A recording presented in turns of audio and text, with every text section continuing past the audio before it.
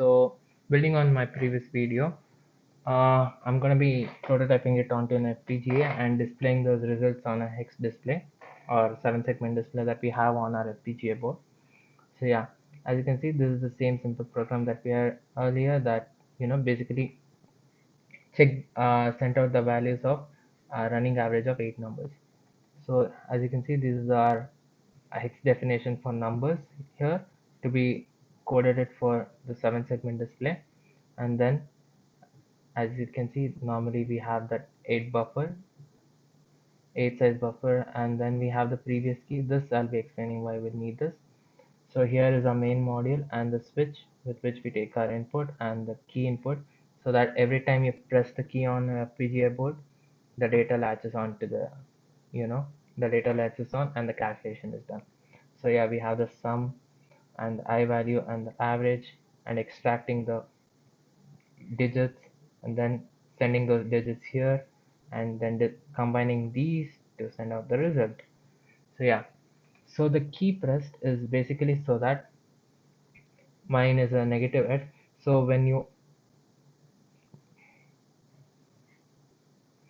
since mine is a negative edge, it means that every time I press the button, it goes into a 0, and if I just let it be 1, if I don't press anything, it will be 1.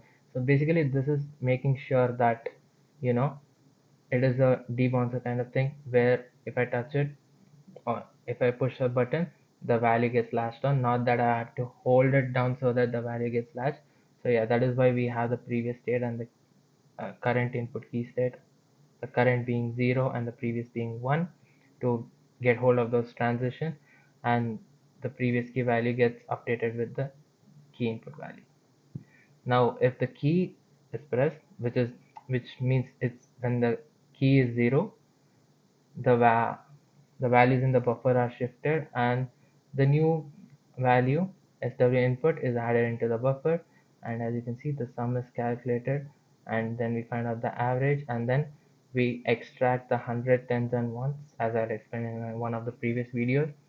So yeah, you extract those digits and send those digits to your hex. Having said that, you concatenate or bring all those 3 hex together so that you form a big bit, and then you have your result here. So this is a simple program, or a small modification to our initial program that we had. So as you can see, go ahead and parse this, and then since I'm writing it in C, I'll be using the C parser, and then as you know, you'll get this, and then you can always generate your flib here. I'll be giving 10 units. So let us look at the constraints that are generated, or the blocks that you need. So as you can see, it needs 5 8-bit unsigned adders and 4 12-bit unsigned adders, 1 16-bit signed adder, a subtractor. Yeah, as you can see, it needs a whole lot of blocks. And then since we have our constraints now, we could go ahead and generate our Verilog code.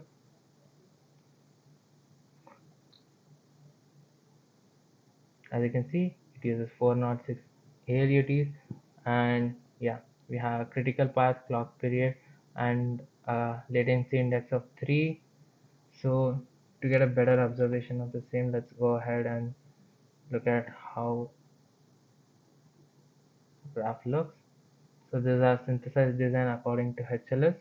As you can see, since there's a latency of 3, there are a state machine set, and you can see, you can notice the state machine, which was initially not there because our functionality was simple and could be performed in one clock cycle. So yeah, now we have the data path showing all the units, all the things that you need. The multiplexer, basically it shows all the blocks that we are using around, and then the FSM basically explaining how the data moves when it moves to different states. And as you can see, again, it's the block information, every functional block, what is bit size, the slice LUTs that it uses. So yeah, and then we have the register and the multiplexer values, and then we have a latency of 3, as I said. So there'll be 3 states, to realize this. Yeah, again we have the decoder. So yeah, this is our basic information whatever we get. Now here we have our 7-segment display Verilog code here. Let me just go ahead and open that for you. As you can see, the the high-level synthesis, basically when you do the synthesis option, it generates the reset by default, irrespective of whether you define it in your design or not. So yeah, these are one of the noticeable options. As you can see, it generated your Verilog code for you, with which you can do your logic synthesis and then implement it on an FPGA, which can always be done here, but I'll be doing it on the Quartus program externally so that it is more clear when we are gonna implement it.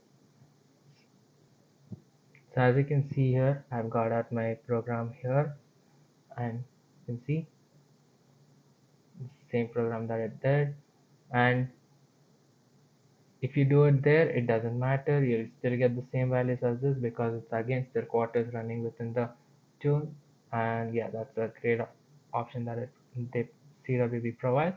So yeah, you can always look at the fitter summary, and you know, so yeah, you can always look at this resource usage summary 108, 109, and with various optimization, it reduces one ALM, and as you can see, partially use LABs, 19 and 198 ALUTs, 109 registers, and yeah, pretty much nothing out here. And we are not using DSP block or PLLs. We have that one global clock, the 50 megahertz. So yeah, that is being mentioned here. As you can see, I've already went ahead and compiled my program. Now let's go ahead and dump this onto our FPGA so that we could see what's going on and observe the result.